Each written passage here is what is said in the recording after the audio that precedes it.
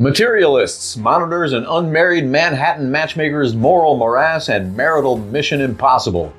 Choose between Pedro Pascal and Chris Evans. What's a girl to do? Dakota Johnson stars in 50 Shades of a Lucky-Ass Bitch. I don't think you can say stuff like that. I just did. What's up, internets? Welcome back to the Grail Guys presents Cinema Jones and the last Cinematerialists movie crusade. I'm Sir Robert of Redford. And I'm David. I guess you could put a sir in front of it. I come from, a place with palaces and moats and castles and fun stuff like that. Dungeons and Dragons. Oh, yes. This is the movie review show where one of us reviews a movie and the other one shits on it if he can or agrees with it. We review our movies on the Grail Scale. From really bad to really good. On the low end, we have the Paper Flixie Cup. Shitty and disposable. That's a 1-cup review, isn't it? It is. Next up, we've got the Crimson Party Cup. I feel, though, that it should be called something else. We call it the Han Solo Cup. Oh. Right in the middle here, Mom's Blue Dinner Glass. Attractive, serviceable, and utterly average. Just like Mom.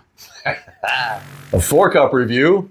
The Ceramic Beer Stein got some heft to it. Solid, decorative, really handsome. That sounds like us. Oh, and on the high end, the Crystal Chalice. Opulent, decadent, the holy grail of movies. No 5-star review yet, or 5-cup review. Maybe there never will be, my friend. We have a high set of standards. Do we, though? What movie do you have for us this week, Sir Rob? I chose Materialists. Materialists is a solid sophomore submission from Celine Song, subsequent to her stunningly self-assured celluloid startup, 2023's Past Lives, which earned her a well-deserved Oscar nod for Best Picture. Materialists is about a unique love triangle where a girl has to choose between a rich, charming financier and a poor, charming artist. Dakota Johnson plays Lucy, a matchmaker in the high-stakes world of New York elites, trying to deliver the perfect partner to persnickety patrons. Her clients are rich, millionaire man boys angling for arm candy and dragon ladies dreaming of dudes who won't embarrass them at the office party by being too short, bald, or broke. She deals in an industry where love and marriage are reduced to transactional business, assigning value to people as potential partners in highly superficial ways, ticking boxes, as she says, like age, income, height, and hair. And she's good at it. So good that the movie opens with an office party celebrating her 9th marriage made, some kind of record apparently, at a company where every single matchmaking win is greeted with a gaggle of giggling girls, the all-female office erupting in squeals like a teenager who just got a text from the hot guy at school. Despite her alacrity at work, Lucy herself remains single. She seems apathetically resigned to the fate rather than being terribly stressed about it, but it is on her mind. She's a hottie. She's successful, but by no means rich. She's not getting any younger, and no one wants to die alone. One of the perks of her job is she gets to go to a lot of rich-ass weddings, and when she attends that of her latest nuptial success, she runs into an old flame, Chris Evans, playing John, working the Tony affair as a caterer. He's embarrassed, sure, but he calls her buddy, and she's warm to him. It's clear immediately that they have some lingering feelings for each other and have even kept in touch somewhat. They share a cigarette in the loading dock, and we're treated to a flashback to their breakup, where he stresses over every dollar while driving around in circles looking for a Manhattan parking spot he can afford, which is no mean feat, believe me. Back at the loading dock, she agrees to let him drive her home in the same old shitbox from the day they broke up. She goes back to the wedding, where she's immediately stepped to by the brother of the groom, Henry. He's tall, he's debonair, he's charming, he's rakishly handsome with a twinkle in his eye and a great head of hair. He's, well, Pedro Pascal. And he's a zillionaire, heir to his family's private equity firm and owner of a $12 million apartment. She agrees to a dance, because who wouldn't? That's when John, busy bussing tables and buoyed by bumping into her, spots them on the dance floor, treating us to a shoulder slump for the ages and setting up the rest of the film. The subsequent ride home is made more awkward for sure, but he's not shitty or mean to her about it. Instead, We become reinforced in the notion that John is a sweetheart of a guy who constantly puts her best interests ahead of his own wants and needs. He goes back to his Fleabag apartment that he has to share with a slob, and she goes back to her life, where Henry begins to court her relentlessly, as one does when one meets a Dakota Johnson, but he hits it so hard and fast that it seems forced, even a little desperate. For all his success, his uglier brother is now married off, and he feels the pressure to seal the deal with someone. Instead of using her service too, he insists that Lucy is perfect for him and that they are great together, even though they barely know each other. Somewhat reluctantly, she agrees to go out with him because, who wouldn't? Her co-workers are abuzz with excitement. They describe him as a unicorn, a perfect mythical creature, as rare and beautiful as free parking in Midtown. Gorgeous, rich, charming, and kind.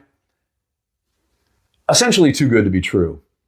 To call this movie a romantic comedy does it a disservice. It's more of a pocket-sized romance and an introspective examination of the nature of relationships and of love itself. The film is so introspective, in fact, that I kept waiting for French subtitles to appear.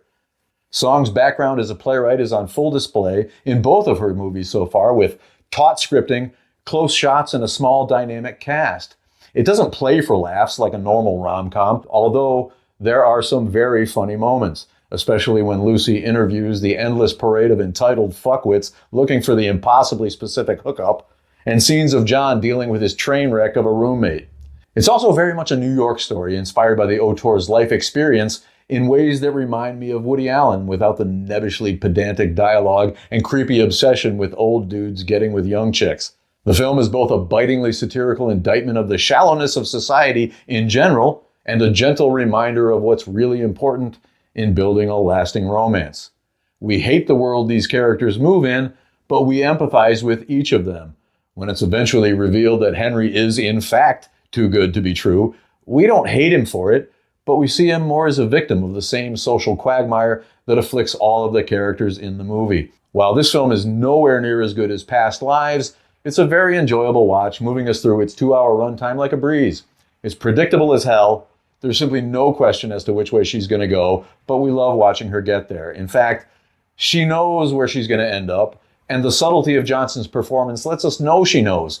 She just needs the right nudge to push her in that direction. The script is way too obsessed with the emphasis women and society put on men's height. We all know by now that money can, in fact, get short, fat, bald, ugly guys laid. And I'm not sure what's up with all this cigarette smoking. Chris Evans looks like an idiot with a cigarette in his mouth. And Celine Song so far seems preoccupied with odd threesomes. I hope she makes a zombie film or some shit next. But for now, this is still a refreshing departure from shitty formulaic Hollywood rom-com dreck. If you're straight, it's a nice date movie that dudes can enjoy. And if you're gay, it's a nice date movie that dudes can enjoy. I mean, Chris Evans and Pedro Pascal, ooh, like a man crush overload. I'd get in on that. Yeah, you would. I give this movie a downgraded beer stein full of, say, Old Milwaukee. For a 3.7, it was too predictable and too attached to the old love over money trope that we've seen a billion times for me to go any higher than that. But if you like romance, this is a pretty decent little film. You have chosen wisely.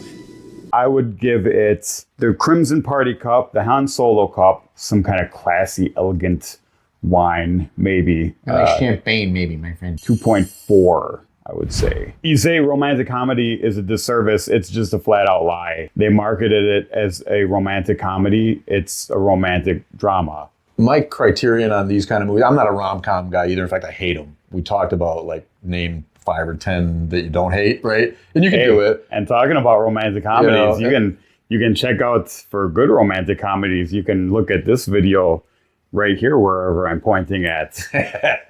I enjoyed watching the movie, and really that's the metric, right? It really didn't drag. I didn't find it slow at any point. I watched it with my son, who's no fan of goofy rom-coms either. If me and a 17-year-old boy enjoyed the movie enough to say, hey, that was pretty good. Me and a 17-year-old boy really enjoyed my son, this movie.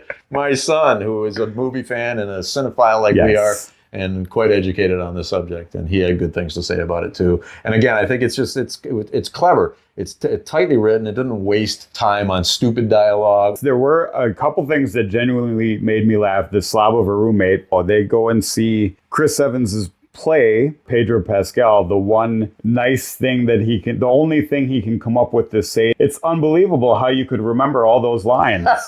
That's like, That I thought was hilarious. Just that awkward thing to say. Yeah, that's kind of what actors do. Right.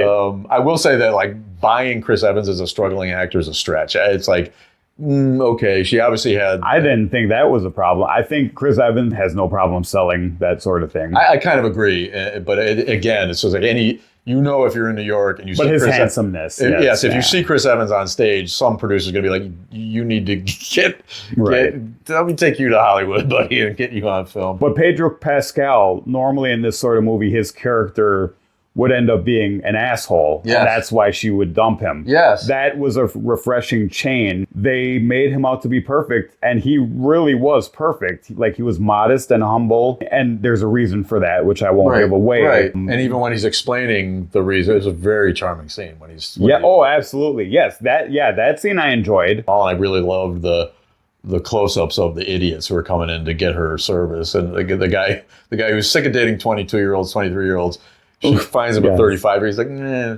Even 29 is a stretch for him. Oh, okay. Right. Here's a 30-year-old. 27. Yeah. And he's like... Yes, those were fittingly ridiculous. Yeah. You're just more valuable.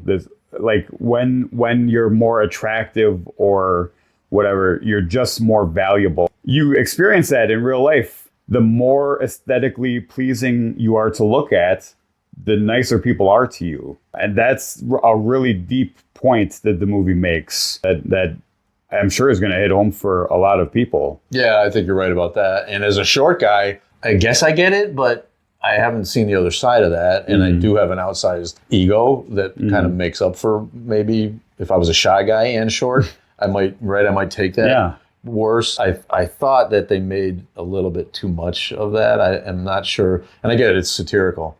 And you're in Manhattan among rich people, but...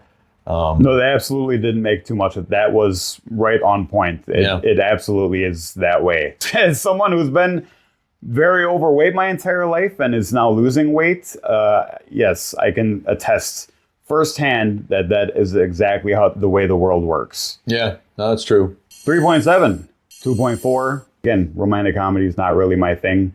Even though it was not really a romantic comedy, but if your wife or girlfriend wants to see this, take her to see it. You're not going to hate yourself. Yeah, I could go along with that. Yeah, you could do a lot worse. Yeah, how about it? But if you want romantic comedies that won't make you vomit, Shameless self-promotion. Check it out. Like and subscribe for more, movie reviews and whatever other kind of random shit we feel like doing here. Silly banter.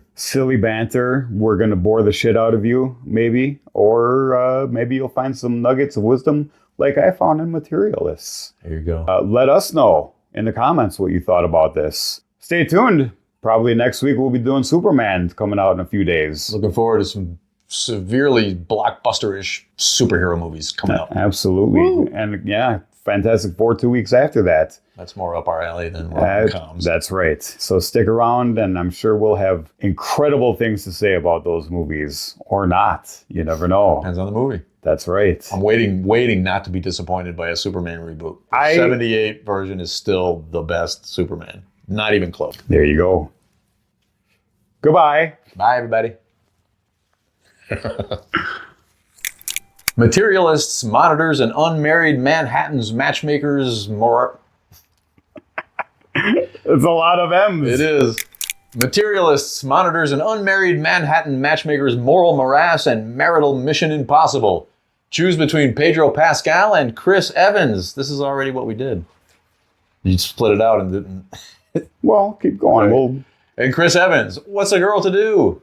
Dakota Johnson stars in 50 Shades of a Lucky-Ass Bitch. I feel like you said this before. I did.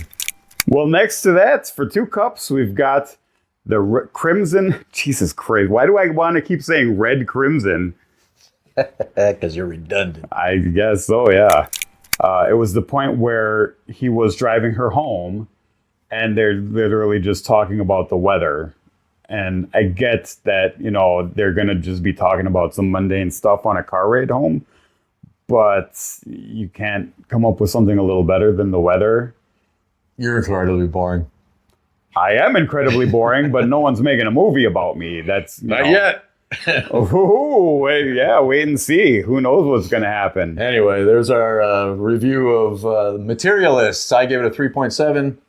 David. Wow, this guy rushing us off the 2.4? stage. Yes, I gave it a 2.4. You can say more and edit it around. Yes. Oh, don't worry. I'm going to say more. Yeah, and I'm going know. to edit the shit out of it. What was I saying about incredibly boring?